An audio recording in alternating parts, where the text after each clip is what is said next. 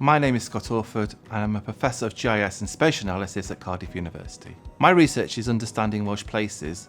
It's basically a website which presents data about Wales and places in Wales to a whole range of stakeholders. It allows local community and civil society groups to learn more about the places in which their members live, work and spend their leisure time. But one of the main impacts of the work is the recognition of the importance of data as a service, which can be used to inform policy and practice in Wales.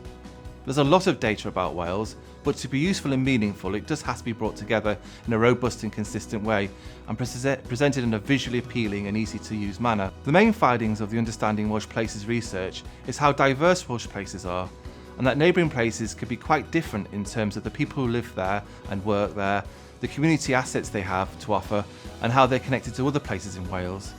This has helped community and civil society groups to better understand the strengths and weaknesses of their places. The Understanding Welsh Places website was developed alongside the Institute of Welsh Affairs, the Carnegie UK Trust and the Centre for Local Economic Strategy.